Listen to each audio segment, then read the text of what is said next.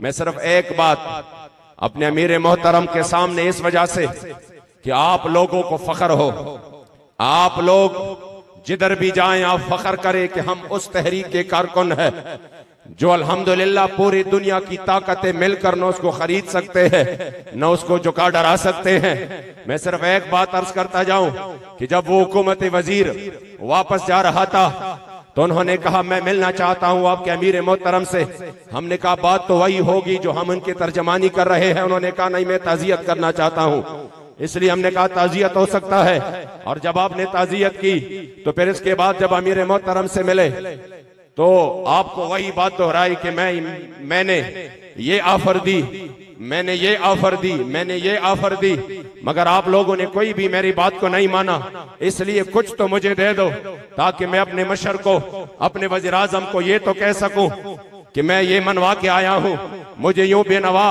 اسی طرح مت آپ چھوڑنا، کم از کم کوئی ایک چیز مجھے دے کر رخصت کرنا کہ میں اپنے مشر کو، اپنے وزیر اعظم کو کہہ دوں کہ میں یہ بات منوا کے آیا ہوں۔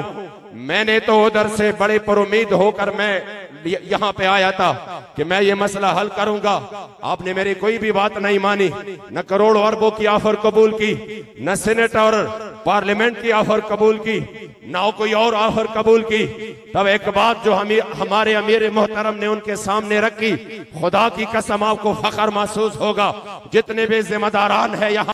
ان کے دل کو تسکین نصیب ہوگی، آپ کے ایمان کو تازگی مل جائے گی، اور آپ کے دلوں کو ٹھنڈک مل جائے گا کہ ہمارے امیر محترم نے ان کو کہا کہ نہیں نہیں، میں تو آپ کو بہت بڑی بات دے کر رخصت کر رہا ہوں۔ انہوں نے کہا کون سی بڑی بات؟ ایک بھی بات آپ نے نہیں مانا۔ آپ نے کہا نہیں، اپنے وزیر اعظم کو کہنا کہ اب بھی 1450 سال بعد آپ کے رعایا میں، آپ کے ملک پاکستان میں حضور کے وہ غلام رہتے ہیں کہ جن کو پوری دنیا کی طاقتیں، سلطنتیں، دولتیں